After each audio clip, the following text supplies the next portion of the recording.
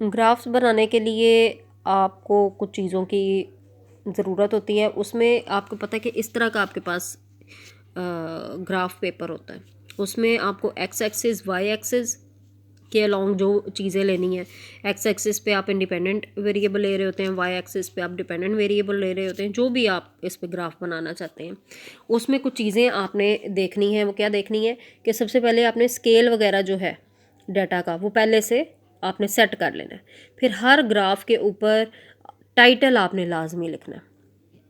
फिर source mention करना है कि डाटा कहाँ से लिया हुआ। फिर इंडिपेंडेंट वेरिएबल हॉरिजॉन्टल एक्सिस पे यानी एक्स एक्सिस पे शो करना है, और डिपेंडेंट वेरिएबल को वर्टिकल एक्स पे यानी कि स्ट्रेट लाइन की सूरत में वाई एक्सिस पे शो करना है। अच्छा जी, अब आपको पता है कि ज़ीरो से ही स्टार्ट करना होता है आपने एक्स को भी और वाई को भी। फिर उसके बाद जितने भी उसके जो यूनिट्स हैं, रुपीज़ है, सेल्स है, किलोमीटर, डिस्टेंस वगैरह जो कुछ भी उनको शो करना होता है। फिर कर्व वगैरह को आप शेडेड लाइन से, कलर डिफरेंट कलर्स वगैरह से शो कर सकते हैं, और मुख्तलिफ़ कर्व्स की सूरत में, स्ट्रेट लाइंस की सूरत में इसको शो किया जाता है। ग्राफ को करते हुए आपने एक चीज़ और ज़हन में रखनी है कि इसके ये जो ब्लॉक होते हैं ना, बड़ा डब्बा छोटा डब्बा, इसको भी यूनिट्स में आपने डिफ़ाइन करना है कि एक्स एक्सिस के ऊपर आपने एक बिग ब्लॉक जो है वो किसके बराबर लिया है, और इसमें ये 10x10 का ब्लॉक होता है। जब आप इसको अपने ग्राफ पेपर पे देखेंगी ना जो आपके, तो ये 10x10 का होता है उसमें। अच्छा जी, अब ग्राफ्स में जो इम्पोर्टेंट हैं वो है हिस्टोग्राम, हिस्टोरीग्राम। हिस्टोग्राम फ्रीक्वेंसी डिस्ट्रीब्यूशन का ग्राफ होता है, हिस्टोरीग्राम टाइम सीरीज डाटा का ग्राफ होता है। फिर आपके पास फ्रीक्वेंसी पॉलीगॉन आती है, फ्रीक्वेंसी कर्व आता है, कम्युलेटिव फ्रीक्वेंसी कर्व आता है, जिसको ऑगिफ भी कहते हैं। ये तमाम अब हम सीखने लगे हैं। सबसे पहले आपके पास आता है हिस्टोरीग्राम, हिस्ट्री जैसे होता है ना तारीख, तो हिस्टोरीग्राम आपका टाइम सीरीज डाटा का ग्राफ होता है।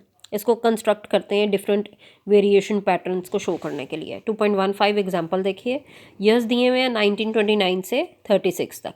मुख्तलिफ आपको वैल्यूज़ दी हुई हैं नंबर ऑफ़ कार्स की, 98, 74, 60, 50, ये सारी वैल्यूज़ दी हुई हैं जो कि जर्मनी ने 1929 से 36 तक प्रोड्यूस की थी। अब ये देखें, इंडिपेंडेंट वेरिएबल आपका टाइम है, 1928 से 36 तक आपने ईयर को कर लिया। हर हाफ ब्लॉक को आपने 1 ईयर के बराबर कंसिडर किया, ठीक है जी, और इसको इस तरह से प्लेसमेंट दे दिया। फिर उसके बाद इसी तरह से हर फुल ब्लॉक को आपने 50, 100, 150, 200 इस तरह से वाई एक्सिस पे शो किया।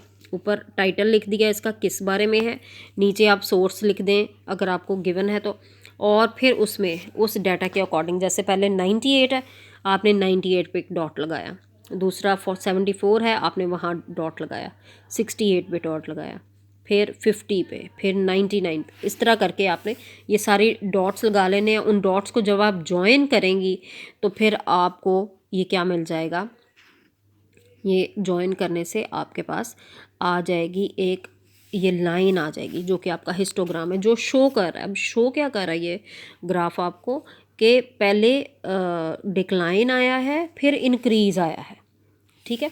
तो एक नज़र में इतने सारे सालों का डाटा आप प्रीव्यू कर सकती हैं बहुत आसानी से ग्राफिकल रिप्रेजेंटेशन के ज़रिए। इसलिए ग्राफ्स को बहुत इम्पोर्टेंस हासिल है in fields of mathematics and stats.